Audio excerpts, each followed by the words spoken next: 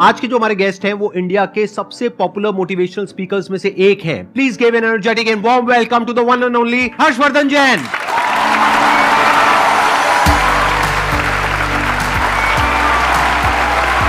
क्या हालचाल जी? Same to same.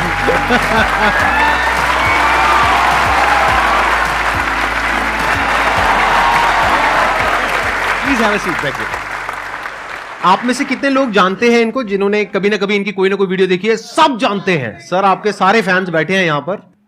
तो अपना Q&A सेशन स्टार्ट करते हैं। सर हम जैसे ह्यूमन स्पीसीज अपने आप को ह्यूमन क्या नाम है सुपर क्रिएचर बोल रहे हैं, तो हम ये सुपर क्रिएचर किस बिहाफ पे बोल रहे हैं कि हमने सभी स्पीसीज को ओवरकम कर लिया, या हम जो अल्टीमेट पावर है उसके मकसद को साकार करने के वे में बोल रहे हैं? मानवता के सबसे चेतना के ऊंचे स्तर पे अगर कोई है वो मनुष्य है। ये जीव जो है ना, ये जीव के भीतर जितनी शक्तियां, उसका चेतना का जबरदस्त विकास जो पराकाष्ठा है ना, वो मनुष्य ही कर पाता है। अब आपको अपना विकास करना है तो अपनी चेतना के स्तरों को ऊपर उठाना होगा। सर के बहुत सारे ऐसे सेशन हैं जो स्पिरिचुअल चैनल के ऊपर हैं, आप देखोगे तो पाओगे आपके भीतर की चेतना ऊर्जा बहुत जबरदस्त है। टमाटर के भीतर भी जो रंग महकता है ना, वो उसकी वजह से। अभी जैसे ये शरीर चमक रहा है, लेकिन अगर गिर जाता है तो 2 घंटे में सड़ने लगता है, 4 घंटे में कीड़े पड़ने लगते हैं। फिर वो चमक है किसकी? तो वो जिसकी महिमा है, वो जिसकी महिमा है ना, उसकी महिमा आनी चाहिए। वो महिमा आ गई तो चेतना ऊपर ही उठती है। एक छोटा सा लाइन गा के सुना दूं प्लीज? हाँ। खटकती है रागादिक परिणति विकारी, स्वभाव के सन्मुख ये कैसे टिकेगी। समझ में नहीं आया? खटकती है रागादिक परिणति का मतलब है संसार की सारी बुराइयां बताओ अपने को खींच रही है कि नहीं खींच रही है, अपने को आकर्षित कर रही है, लुभा रही है। क्रोध है, घमंड है, अहंकार है, छल कपट है, आलस्य है, कामचोरिता है, जितनी चीजें बुराइयां वो अपने को खींच रही है। लेकिन उनके ऊपर जो सबसे बड़ा स्वभाव है ना अपना, जो आपने प्रश्न पूछा, वो स्वभाव जीव का उठना है। तीनों लोग जिसके ज्ञान में झलक जाएं, वो स्वभाव लेके पैदा हुए हो भाई। 3 लोग का नाथ आपके भीतर विराजमान है। इसलिए चेतना के स्तरों को ऊपर उठाते जाओ, बाकी के प्रश्नों के उत्तर चेतना के उठने से मिल जाएंगे। Thank you dear. बहुत बढ़िया जी। ये जो आपने क्वेश्चन पूछा है, इसके पीछे का मोटिव क्या है? क्या जानना चाहते हो आप? असलियत में जो सुपर क्रिएचर का मतलब है वो हम सबको समझ में आए। देखो, इसको ध्यान से समझो। बेसिकली आप ये कह रहे हो super creature in the sense कि हम बाकी सब जितने भी जानवर हैं और जितने भी जीव हैं, हम उनको डोमिनेट कर सकते हैं, which is a fact. Power के वे में, नॉट फिजिकल पावर, क्योंकि फिजिकली तो हाथी हमसे ज्यादा पावरफुल है, टाइगर ज्यादा पावरफुल है, बट फिर भी हम उसको बांध सकते हैं, उसको कंट्रोल कर सकते हैं, उसको सर्कस में नचा सकते हैं। ठीक है। किस पावर के बेस पे? अपनी थॉट की पावर के बेस पे। तो एक है हमारी थॉट की पावर, जिसके बेस पर हम अपने आप को सुपर क्रीचर बोल सकते हैं अगर चाहे तो। उसमें कुछ भी गलत नहीं है। We are actually super creatures, क्योंकि हमारी ये जो थॉट की पावर है, इससे हम कुछ भी क्रिएट कर सकते हैं। हम स्पेस तक पहुंच गए। तो अगर ये एक सुपर क्रिएचर की निशानी नहीं है तो क्या है?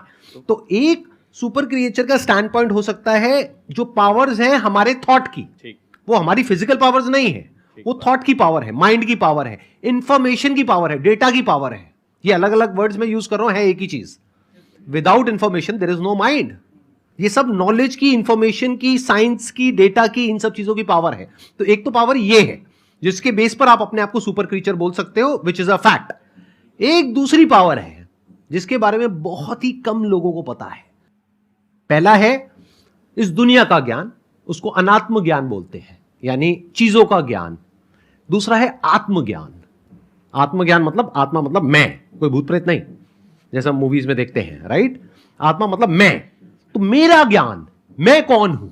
तो वो जो ज्ञान है, अगर वो आपको हो जाता है, और हो जाता है मतलब अपने आप नहीं हो जाएगा, ऐसा नहीं आप रात को सोए और सुबह उठे और अपने आप हो गया, ऐसा नहीं होता। जैसे हर ज्ञान में होता है, ऐसे इसमें होता है। स्टडी करना पड़ता है, समझना पड़ता है, क्वेश्चनिंग करनी पड़ती है। जो समझ आया उसको फिर क्वेश्चन करना पड़ता है, फिर एंड तक जाना होता है। फिर not just theoretically but experientially you know what you are. और फिर वहां पर एक महावाक्य है, अहम ब्रह्मस्मि, मैं ही वो हूं, तत्वमसि, आप ही वो हो। वो मतलब क्या? The supreme reality, the supreme truth of this universe, you are that. तो वहां तक आप पहुंच जाते हो, not just theoretically but experientially.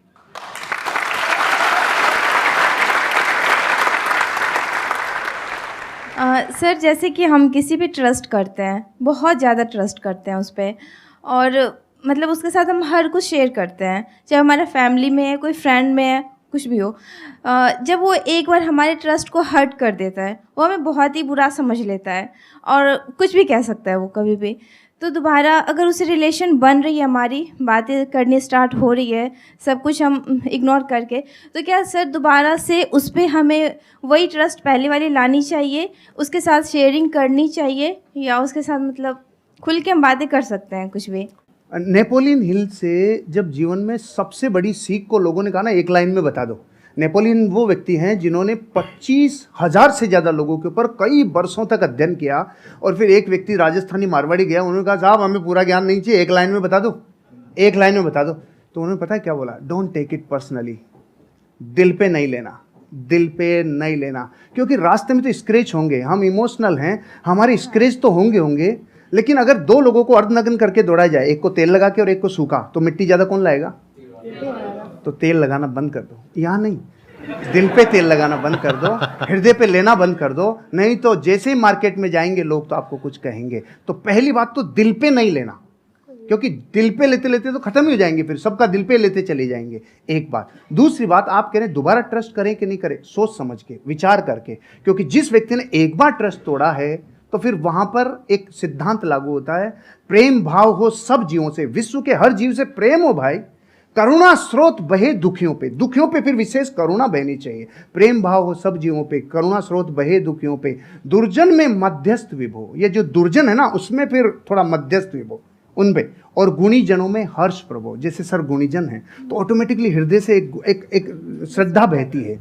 तो प्रेम भाव हो सब जीवों में, गुणी जनों में हर्ष प्रभो, करुणा स्रोत बहे दुखियों पे, दुर्जन में मध्यस्थ विभो।